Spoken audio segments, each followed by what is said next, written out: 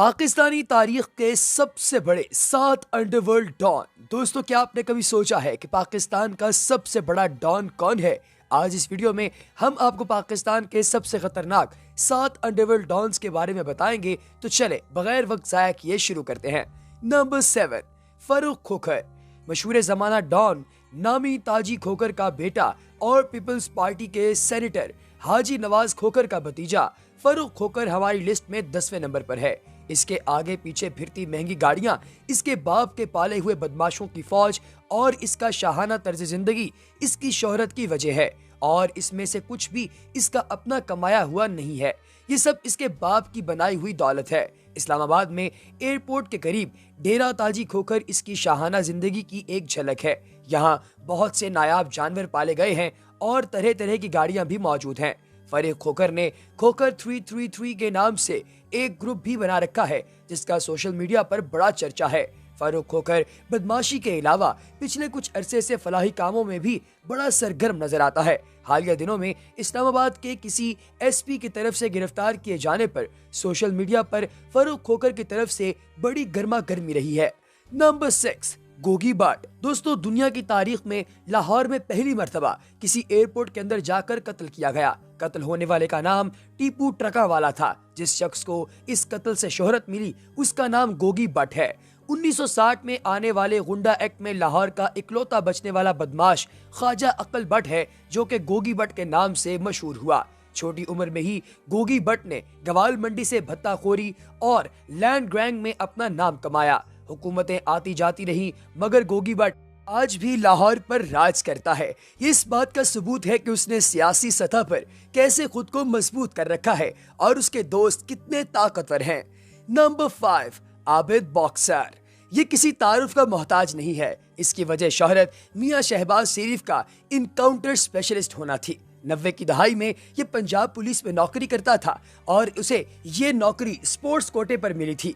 ये एक बॉक्सर था। आबिद बॉक्सर का असल नाम आबिद हुसैन कुरैशी है। ये अपने इनकाउंटर्स की वजह से मशहूर हुआ। इस पर वक्त के चीफ मिनिस्टर मियां शहबाज शरीफ की नजर पड़ी और मियां शहबाज शरीफ ने आबिद बॉक्सर को एक अरसे तक अपने जाती दुश्मनी जितने भी लोग थे उन सब को ठिकाने लगाने के लिए इस्तेमाल किया। ये वो दौर था जब पंजाब में आबिद बॉक्सर का नाम डर की अलामत समझा जाता था। कुछ अरसे बाद मियां शहबाज शरीफ को भी ये एहसास हुआ कि आबिद बॉक्सर को बहुत ज्यादा इस्तेमाल कर लिया है, अब ये हमारे लिए खतरनाक है। दूसरी तरफ आबिद बॉक्सर भी ये भाप गया था कि अब शरीफ खानदान उसको मरवा डालेगा, इसलिए वो पाकिस्तान से भाग गया। आबिद बॉक्सर को इंटरपोल की मदद से गिरफ्तार करके पाकिस्तान भी लाया गया और उन पर केसेस भी चल रहे हैं। ये मियां शहबाज शरीफ के खिलाफ वादा माफ गवाह बन चुके हैं। कुछ खबरों के मुताबिक जवानी में उन्हें स्टेज की शान नरगिस से प्यार हो गया था। नरगिस ने उनसे वादा किया था कि वो कभी मुजरा नहीं करेगी, मगर पैसे की तड़प ने उसे फिर नाचने पर मजबूर कर दिया। इस बात का आबिद बॉक्सर को पता चला तो उन्होंने सारी दुनिया के सामने नरगिस की सरेआम टिंड कर डाली। Number 4, Uzair Bloch. पाकिस्तान के सबसे बड़े मुआफिया की लिस्ट में नंबर 4 पर एक बहुत ही ड्रामेटिक कैरेक्टर आता है। उजैर बलोच का पूरा नाम उजैर जान बलोच है। ये जरदारी दौरे हुकूमत में होने वाले लयारी गैंग वॉर का सबसे बड़ा फिगर है। इसकी कहानी और आबिद बॉक्सर की कहानी बहुत ज्यादा मिलती जुलती है।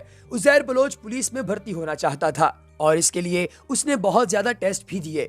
टेस्ट में उसने निशानाबाजी में टॉप किया। ये पुलिस वाला बनना चाहता था, मगर सिंध के करप्ट सिस्टम ने इसके लिए कुछ और ही फैसला किया।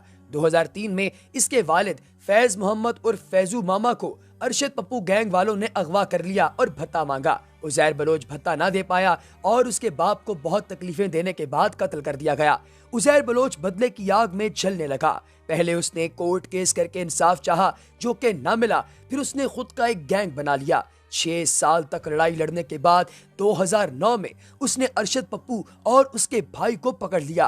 खबरों के मुताबिक उजैर बलोच ने उनके सर तन से जुदा करके उनकी लाशों को सारे लयारी में घसीटा और उनके सरों से फुटबॉल खेली। जरदारी और उसके खानदान ने इसे एक अरसे तक अपने दुश्मनों को उठाकर कत्ल करने के लिए इस्तेमाल किया, जैसे शरीफ फैमिली ने आबिद बॉक्सर को इस्तेमाल किया था। उसे एहसास हुआ कि जितना उसे इस्तेमाल कर लिया गया है, अब उसे मरवा दिया जाएगा और ये ईरान भाग गया। जनवरी 2016 में इसे इंटरपोल की मदद से गिरफ्तार करके पाकिस्तान वापस लाया गया और ये पीपल्स पार्टी के खिलाफ वादा माफ गवाह बन चुका है। दोस्तों, आप क्या समझते हैं कि इसकी गवाही देने से जरदारी खानदान को कुछ फर्क पड़ेगा या नहीं? कमेंट सेक्शन में यस और नो जरूर लिखिएगा। नंबर 3, अल्ताफ हुसैन। अल्ताफ हुसैन किसी तारुफ के मोहताज नहीं। जितने बेगुनाह लोगों के कत्ल का इल्जाम अल्ताफ हुसैन पर है, इतने तो शायद किसी गैर मुस्लिम ने भी ना किए हों। खैर, इनके मुसलमान होने का भी कोई कंफर्म नहीं। अल्ताफ हुसैन एक ऐसे तबका फिक्र को लीड करते हैं जो कि बरे सगीर पाक व हिंद की तकसीम की आज भी मुखालफत करते हैं। पाकिस्तान बने 70 साल हो गए। इन लोगों की 2 नस्लें पाकिस्तानी हैं। यहाँ इनके बिजनेसेस हैं और आज भी ये अपने आप को मुहाजिर कहते हैं। अल्ताफ हुसैन पर पाकिस्तान भत्ताखोरी और किडनैपिंग, कत्ल, करप्शन और गद्दारी के मुकदमात चल रहे हैं और बरतानिया में भी इन पर मनी लॉन्ड्रिंग का एक केस चल रहा है। अल्ताफ हुसैन ऐसा दरिंदा है जो अपने पार्टी के लोगों को भी नहीं बख्शता। इसने MQM के डॉक्टर इमरान फारूकी को मिलने के बहाने लंदन बुलाकर कत्ल करा दिया था, क्योंकि पार्टी में डॉक्टर इमरान फारूकी को इज्जत की निगाह से देखा जाता था और ये बात चल रही थी कि अगर डॉक्टर इमरान फारूकी MQM की बागडोर संभाल लें तो बहुत अच्छा होगा। कराची में बोरी बंद लाशों का ट्रेंड भी अल्ताफ हुसैन ने ही शुरू किया था। कराची वालों को ये बात समझ लेनी चाहिए कि ऐसे लोग कभी भी उनके लीडर नहीं बन सकते। नंबर 2, ताजी खोखर। दोस्तों, अगर आपने कभी सोचा है कि मलिक रियाज के पास कौन सी जादू की छड़ी है जो वो हजारों एकड़ जमीनें खाली करवा कर वहां बहरिया टाउन लॉन्च कर देते हैं, तो इस जादू की छड़ी का नाम ताजी खोखर है। फरोख खोखर का बाप इम्तियाज खोखर उर्फ ताजी खोखर पिंडी के मशहूर जमाना डॉन, जिनका नाम हर नंबर 2 काम में जुड़ा होता है। दोस्तों, इस्लामाबाद एयरपोर्ट के साथ इनका डेरा ताजी खोखर के नाम से बहुत बड़ा फार्म हाउस है, जहां दुनिया भर के नायाब जानवर और पाकिस्तान की सबसे महंगी कारें पाई जाती हैं। इनके भाई हाजी नवाज खोखर पीपल्स पार्टी के सेनेटर रहे और हर 2 नंबर काम में अपने लाडले भाई ताजी खोखर की डाल बनते हैं। ताजी खोखर जरदारी साहब के भी बहुत लाडले हैं। उन्होंने खुद gold printed AK-47 Farrukh Khokhar को गिफ्ट की। ये लोग मलिक रियाज और पीपल्स पार्टी की सपोर्ट की वजह से इतने पावरफुल हो गए हैं कि घर से निकलें तो 10 लैंड क्रूजर साथ निकलती हैं। पाकिस्तान में अगर इन्होंने ट्रैवल करना हो तो इनका अपना जाती हेलीकॉप्टर भी मौजूद है। नंबर 1, सेठ आबिद हुसैन। दोस्तों, हमारी लिस्ट में मौजूद सब अंडरवर्ल्ड डॉन्स सेठ आबिद हुसैन के सामने चंदी चूर लगते हैं। सेठ आबिद गवाल मंडी या लियारी के डॉन नहीं, बल्कि इनके खेल का मैदान बहीरा अरब, शिपिंग के खुफिया रोज और समंदर है। जैसे आपने once upon a time in Mumbai में देखा होगा कि अजय देवगन एक बहुत बड़ा स्मगलर होता है, इसी तरीके से डॉक्टर ताहिर भट्टी ये लिखते हैं कि स्मगलिंग की दुनिया का बादशाह सेठ आबिद हुसैन है। छोटी उम्र में ये महकमा डाक में भर्ती हुए ये बहुत तेज इंसान थे। इन्होंने बहुत जल्दी ही भांप लिया कि एक महकमा डाक की गाड़ी कुछ खुफिया सामान भी यहाँ से वहाँ पहुँचाती है।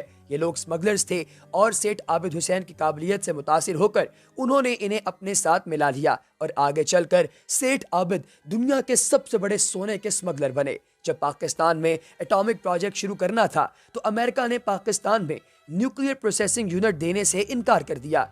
ये सेठ आबिद हुसैन थे जो ऑस्ट्रेलिया से सामान उठाकर समंदर के पानी से होते हुए ये सिस्टम पाकिस्तान लाए थे। इनके बारे में ये भी मशहूर है कि भुट्टो ने इनका सोने से भरा हुआ जहाज पाकिस्तान की पोर्ट लंगर इंदराज होने से रोक दिया था, जिस पर इन्होंने ऑक्सफोर्ड में पढ़ती हुई बेनजीर भुट्टो को अगवा कर लिया था। सेठ आबिद मैक्सिमम लेवल के डॉन हैं और इसी वजह से ये हमारी लिस्ट पर नंबर 1 पर नजर आते हैं।